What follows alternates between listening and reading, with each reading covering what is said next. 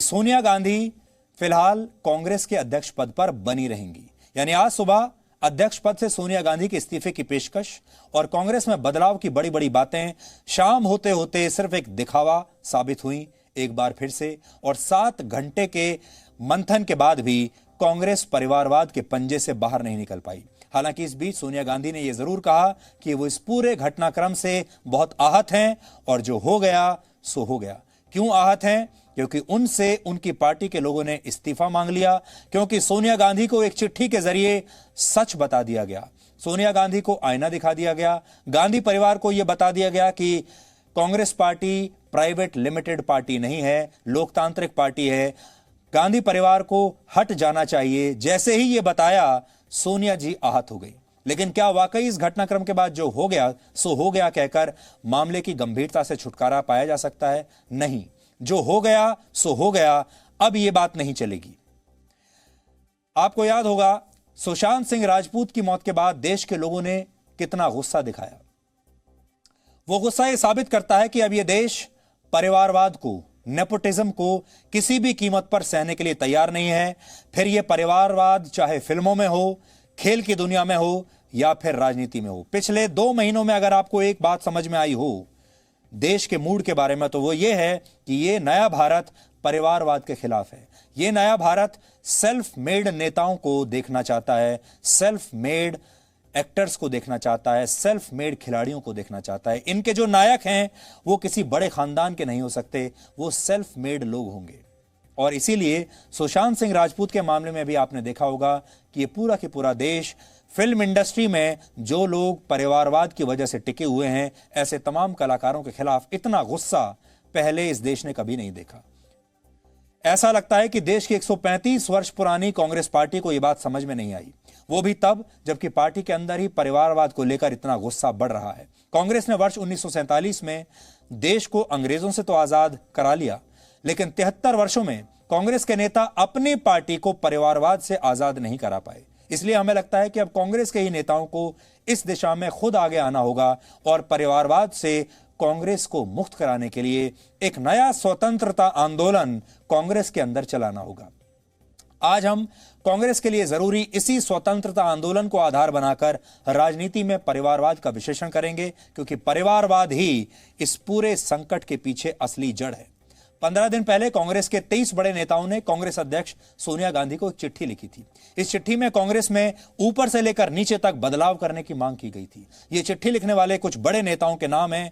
राज्यसभा में विपक्ष के नेता गुलाम नबी आजाद, कपिल सिब्बल, शशि थरूर, मनीष तिवारी और भी इसमें बहुत सारे सांसद मौजूद हैं। बहुत सारे पूर्व मुख्यमंत्री, पूर्व मंत्री, केंद्रीय मंत्री, इस समय के मुख्यमंत्री सब शामिल हैं।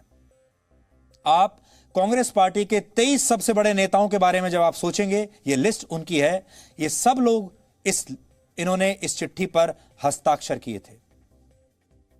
कांग्रेस के इन 23 बड़े नेताओं की चिट्ठी में जो 5 बड़ी बातें कही गईं, उनमें पहली यह थी कि कांग्रेस पार्टी में नीचे से ऊपर तक बदलाव होने चाहिए।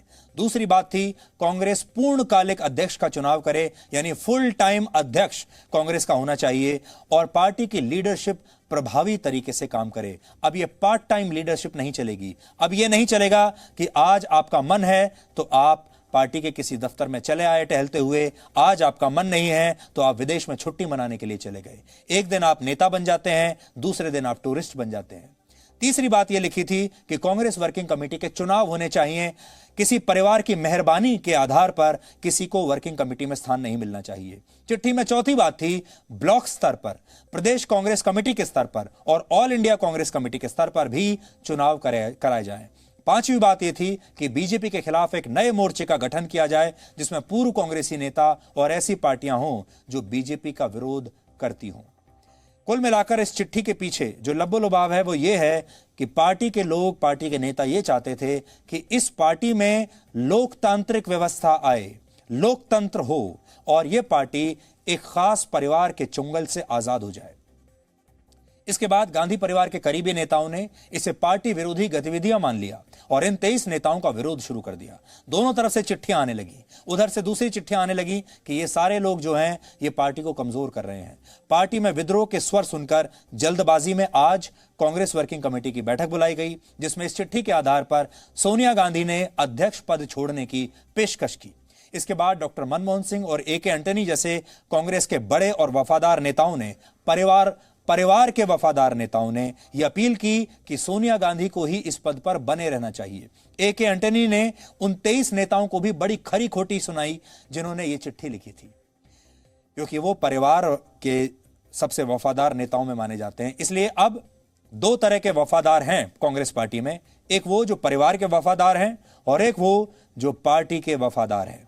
इसका असर यह हुआ कि लोकसभा चुनाव में हार के बाद नैतिक आधार पर अध्यक्ष पद से इस्तीफा देने वाले राहुल गांधी को यह बात इतनी चुभ गई कि उन्होंने अपनी ही पार्टी के इन 23 नेताओं के खिलाफ काफी कुछ बुरा भला कहा, मोर्चा खोल दिया और यहां तक कह दिया कि ये नेता बीजेपी के साथ मिले हुए हैं। हालांकि बाद में राहुल गांधी ने इस बात का खंडन किया कि उन्होंने ऐसी कोई बात कही है। राहुल गांधी ने कहा कि जब उनकी मां बीमार थी और अस्पताल में थी और राजस्थान में इतना बड़ा सियासी संकट चल रहा था, ऐसे समय में ऐसी चिट्ठी लिखने की क्या जरूरत थी। यह अनावश्यक चिट्ठी थी और इससे सबसे ज्यादा फायदा बीजेपी को होगा।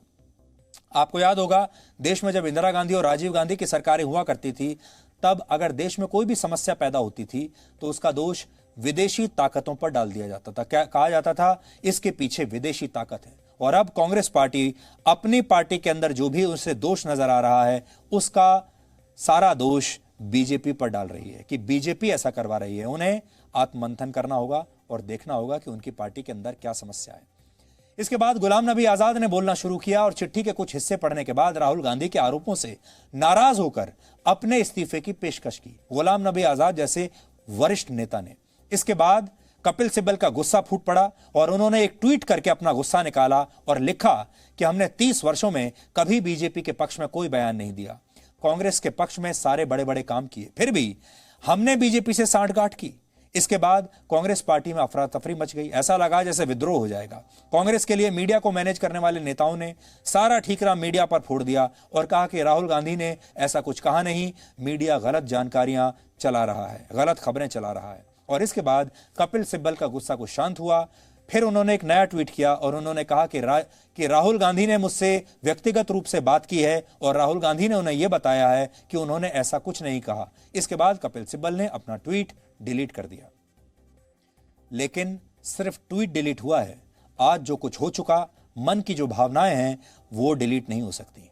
ट्वीट डिलीट करना तो बहुत आसान काम है, लेकिन तब तक तीर कमान से निकल चुका था और ये 23 नेता पार्टी में परिवारवाद के विरोध का सबसे बड़ा चेहरा बन चुके थे। फिर भी तमाम मंथन के बावजूद सोनिया गांधी ने फिलहाल अध्यक्ष का पद छोड़ा नहीं और इसका फैसला CWC की अगली मीटिंग तक टाल दिया। उन्होंने पूरे घटनाक्रम पर दुख जताया और कांग्रेसी नेताओं से साथ आकर, मिलकर, एकजुट होकर एक परिवार की तरह आगे बढ़ने को कहा है।